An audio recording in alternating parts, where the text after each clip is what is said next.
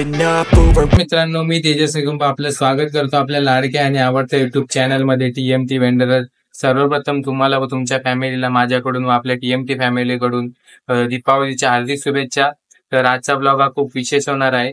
मी उल्हासनगर मध्ये राहतो आणि येथील परिसरामध्ये मराठा विभाग सेक्शन 32 येथे काही मंडळ आहेत, काही बाल कलाकार आहेत. त्यांनी खूप चांगले असे किल्ले प्रदर्शन ठेवले आहेत, चांगले किल्ले बनवले आहेत. तर आज आपण तिथे भेट द्यायला जाणार आहोत, त्यांच्याशी संवाद साधणार आहोत आणि किल्ल्यांची माहिती जाणून घेणार आहोत.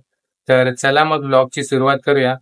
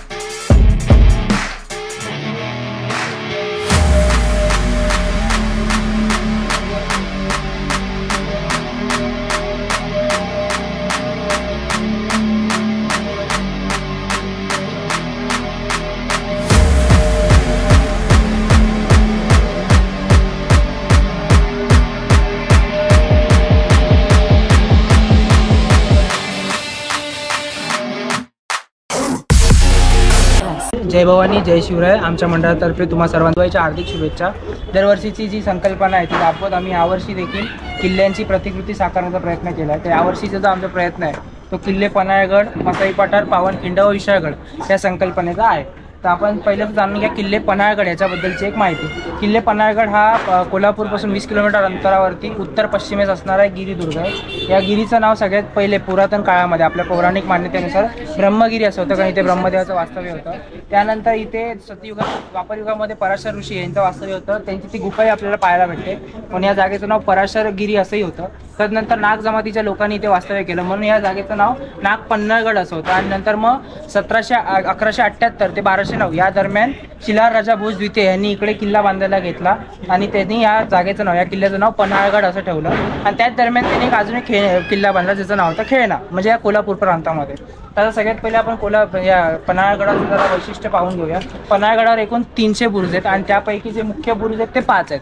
त्यातलं एक आहे काली बुरुज, दौलती बुरुज, दुतोंडी बुरुज, पडबुरुज आणि पुसाटी बुरुज. काली बुरुजाचा अर्थ म्हणजे महत्त्व असं आहे की तिथे जी तोफ होती काली, तिचं नाव त्याच्यावरती पण काढवण्यात येईल, म्हणजे ज्याच्यावर पण तिला बार उठवण्यात येईल त्याचा विनाश होणं हे म्हणजे अनिवार्य आहे. आणि तिथे जो म्हणजे तोफकरी असेल जो त्याला बत्ती दिल्या खाली खोकड तळावामध्ये उडी मारणं गरजेचं आहे, कारण त्याचा जो ज्वाळा निघायचा तो एवढा निघायचा की तो स्वतः भाजून निघेल, म्हणून तो तळ्यामध्ये उडी मारायचा.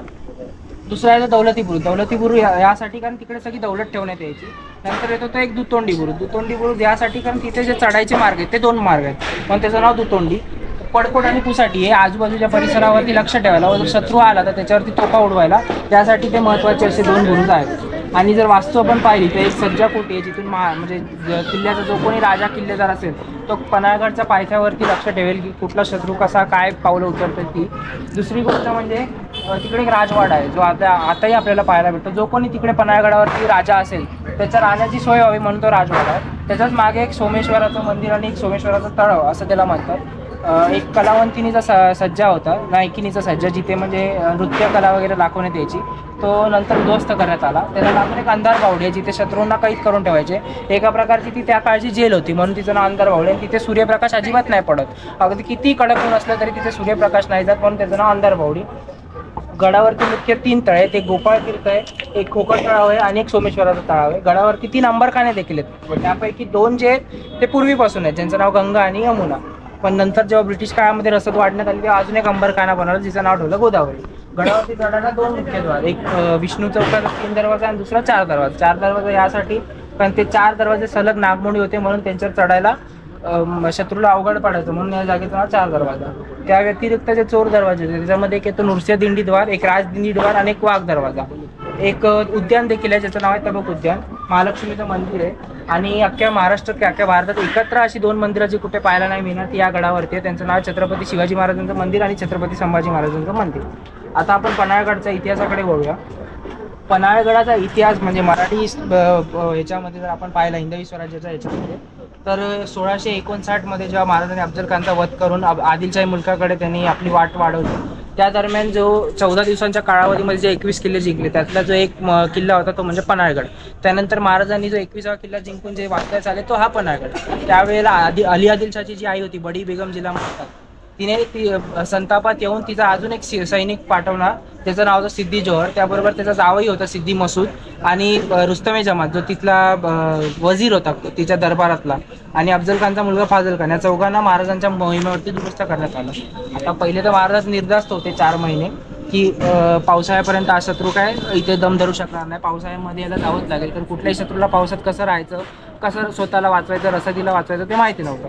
पण हा एवढा हुशार होता सिद्दी जोहर की यांनी पावसाळी खेमे बांधून आले. खेमे म्हणजे पावसाळी शामियाने जेणेकरून रसदही भिजणार नाही आणि तो देखील आरामात तिथे राहू शकेल.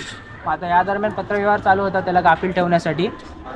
तर त्या पत्रव्यवहारामध्ये महाराज अनेकदा म्हणायचे की आम्ही आज उद्या भेटीला येऊ किंवा करू हे ते. पण आता कसंही करून गड उतार होणं गरजेचं होतं. नाही तर मग आपण सिद्धीच्या हवाले जाऊ आणि नाहीच तर रसद संपली तर आपण उपाशी मारू. मग काहीतरी करायला लागणारच. आणि त्यात अचानक एके दिवशी रात्री महाराजांचा गुप्तहेर ज्याचं नाव होतं महादेव तो गडावरती आला. तो गडावरती आला तर महाराजांनी त्याला प्रश्न केला तू आलास कुठल्या वाटेने एवढ्या शामियानांमधून आणि एवढ्या वेड्यामधून. तर त्यांनी सांगितलं की पन्हाळ्याच्या उत्तरेकडून एक ओढा वाहतो तो ओढा जाऊन मसाईच्या पठाराला मिळतो. तर मग आता आपण त्या ओढ्यातून जर गेलो रात्रीच्या वेळेला तर ना शत्रूला दिसणार ना आपल्या पायांचा आवाज येणार कारण त्या ओढ्याचा खळखळाट खूप जास्त आहे. मग महाराजांनी ठरवलं की आपण त्याच मार्गे जायचं पण फक्त एक आपल्याला बॅकअप प्लॅन म्हणून रेडी ठेवावं लागेल. आणि त्यासाठी महाराजांनी त्यांच्यासारखा हुबेहूब दिसणारा एक त्यावेळेला गडावरती न्हावी होता ज्याचं नाव होतं शिवा काशीद. त्याला त्यांनी म्हणजे विचारलं की तू आमचं रूप घेऊन सिद्धीच्या शामियान्यात जाशील का. तर त्यांनी होकार दिला त्याचा. आणि त्यानंतर त्यांनी एके दिवशी रात्री म्हणजे गड उतरवायचं ठरवलं. आणि ती रात्र होती आषाढ पौर्णिमा गुरुपौर्णिमा ज्याला आपण म्हणतो. आषाढ पौर्णिमेला महाराज आणि शिवा काशीद बाजीप्रभू देशपांडे फुलाजीप्रभू देशपांडे बांदलांचे 600 सैन्य गड उतार झाले. आता गड उतार झाले तर त्याच्यामध्ये म्हणजे एक अंतर पार केल्यानंतर शत्रूच्या तुकडीला म्हणजे जाग झाली की महाराज पळून जातात. तर त्यांनी अजून तुकडी बोलवणार तेवढ्या वेळामध्ये महाराजांनी तो त्यांचा गनिमी गावा वापरून शिवा काशीदला सांगितलं तू आता सिद्धी जोहरच्या शामियानाकडे जा आम्ही पुढे जाऊ. तर शिवा काशीद हा सिद्धी जोहरच्या शामियानाकडे गेला आणि महाराज जे ते अंतर पार करत मसाईच्या पठारापर्यंत पोहोचले. त्यानंतर मधली एक 10-12 गावं पार करून कुवारखिंड होण्यानंतर अजून 4 गावं पार करून महाराज जे ते गजापूरच्या घोडखिंडीपर्यंत पोहोचले. आणि त्यावेळेला त्यांना निरोप आला की फाजल खानाने म्हणजे अफजल खानाच्या मुलाला शिवा काशीद त्याचा सुगावा लागला की हा तोतया शिवाजी आहे. तर त्यांनी त्याचा तिथे वध केला आणि त्याची तुकडी जे ते आपल्या मागे पाठवली आहे. व दुसऱ्या एका हिराने असं सांगितलं की विशाळगडच्या पायथ्याशी देखील एक वेढा घातला आहे ज्याच्यामध्ये आपले मराठे मिळाले ज्यांचं नाव होतं सुर्वे आणि मालवणकर. तर बाजीप्रभूंनी त्यावेळेला महाराजांना म्हणजे गजापूरची खिंड धरून ठेवली आणि सांगितलं की आम्ही 300 मावळ्यांशी खिंड लढवू तुम्ही आणि कोयाजी बांधल म्हणजे बांधलांचे जे धाकटे चिरंजीव होते ते आणि यशवंत जगदाळे मोहनगडाचे किल्लेदारांचे जावई तुम्ही तिघं आणि ते 300 मावळे घेऊन विशाळगडाचा जो वेढा आहे खेळण्याचा तो फोडा आणि तुम्ही विशाळगड गाठा.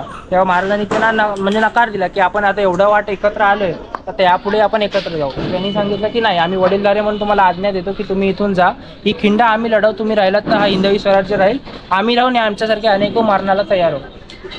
तर मग महाराजांनी त्यांची ती आज्ञा मानून ते विशाळगडकडे निघाले आणि नंतर मग बाजींनी त्यांच्या बंधूंनी आणि रायाजी बांधलांनी 300 मावळ्यांशी ती खिंड लढवली. त्यामध्ये सगळ्यात पहिले रायाजी बांधल धारातीर्थी पडले. त्यानंतर फुलाजी प्रभू देखील धारातीर्थी पडले आणि नंतर वेळ आली त्या एकट्या बाजींनी अख्खी खिंड लढवली होती ते देखील मोजक्या 40-50 मावळ्यांना घेऊन. त्यावेळेस त्यांना म्हणजे एका बंदूकस्वाराने जी आहे ती छातीत गोळी त्यांच्या धाडली ज्याच्यामुळे ते मूर्छा येऊन देखील पडले. तर सैन्याला वाटलं की आता आपला सेनानायकच गेला तर आपण इथे थांबून काही करू शकणार नाही. पण अचानक बाजी उठल्याने त्यांनी हातात पट्टे चढवले आणि सांगितलं की आपला राजा पोचला नाही आपल्याला अजून खिंड लढवायची. त्यांनी एकट्याने आणि त्यांच्या त्या मोजक्या मावळ्यांनी ती खिंड लढवली. आणि त्यावेळेला जे शत्रूच्या मुखातून उद्गार निघाले ते म्हणजे असे की हा माणूस आहे की सैतान आहे, ह्याला गोळी लागून ह्याच्या अंगावर 40 वार होऊन पण हा मरत नाही म्हणजे याला काय म्हणावं. त्यानंतर मग जेव्हा तोफेचा बार उडवण्यात आला 3 वेळा विशाळगडावरून, तेव्हा बाजी निर्धास्त झाले. त्याने हातातले पट्टे टाकले आणि महाराजांना अखेरचा मुजरा करून ते देखील तिथे धारातीर्थी पडले. त्यानंतर महाराज जे आहे ते गडावरती वाट पाहत होते, खेळण्या गडावरती, की आता या अशा प्रसंगामध्ये बाजी आपल्याला इशारा तर मिळाली बाजीला की आपण सुटलो आहोत तर ते येतील. तर मग ते थोडा वेळ तिथे थांबले होते. तर तेवढ्याच 2 पालख्या आल्या. त्यातल्या एका पालखीचं अलवण म्हणजे कपडा सरकवण्यात आला. तेव्हा त्यांनी पाहिलं की आतमध्ये बाजी आणि कुलजी या दोघांचे मृतदेह होते. आणि ते पाहून महाराज यशवंत जगदाळे आणि किल्लेदार व इतर सेनापती जे आहेत ते शोकामध्ये लढले. नंतर महाराज स्वतः जातीने त्या खिंडीमध्ये गेले शंभू महाराजांना घेऊन. आणि त्या खिंडीतून एक नदीचा उगम होतो, तिचं नाव आहे कासारी. तर त्या कासारीचा उगम आधी कुलजीने आपल्या रक्ताचा अर्घजन पावन केला आणि इतर 300 बांधलांनी, म्हणून त्या जागेचं नाव पावनखिंड असं ठेवण्यात आलं. आणि विशाळगडावरती पण त्यांची जिथे म्हणजे अंत्यसंस्कार करण्यात आले तिथे त्यांच्या समाध्या बांधण्यात आल्या, बाजींची आणि फुलाजींची समाधी. आणि त्या व्यतिरिक्त जर विशाळगडाचं बघाल तर आपल्याला मुढा दरवाजा हा मुख्य प्रवेशद्वार आहे. आणि गडावरती अमृतेश्वराचं मंदिर आहे, एक म्हणजे उद्ध्वस्त झालेला राजवाडा आहे. आणि विशाळगडाचं का निवडला तर इथं गडाच्या वरून अनेको पायवाटा आणि म्हणजे अशा घोडवाटा आहेत जिथून आपण येऊ जाऊ शकतो गड उतार न होता. आणि जर उद्याला रसद मागवायची किंवा सैन्याची तुकडी मागवायची झाली तरी आपण येऊ जाऊ शकतो, म्हणून तो विशाळगड निवडला. आणि असा हा पूर्ण पन्हाळगड पावनखिंड ते विशाळगड हा पूर्ण प्रवास. धन्यवाद. अस्ते कदम, अस्ते कदम, अस्ते कदम. महाराज गणपती गजाश्वपती भूपती स्वर्णरत्न श्रीपती अष्टवदान जागृत अष्टप्रधान वेष्टित न्यायालंकार मंडित शस्त्र शास्त्र शास्त्र पारंगत राजनीती धुरंधर प्रौढ प्रताप पुरंदर क्षत्रिय कुलावतंस सिंहासनाधीश्वर महाराजाधिराज श्रीमंत श्री श्री श्री छत्रपती शिवाजी महाराज की जय. छत्रपती शिवाजी महाराज की जय. धर्मवीर छत्रपती संभाजी महाराज की जय. धर्मवीर छत्रपती संभाजी महाराज की जय. हर हर महादेव, हर हर महादेव. जय भवानी, जय शिवाजी, जय भवानी, जय शिवाजी.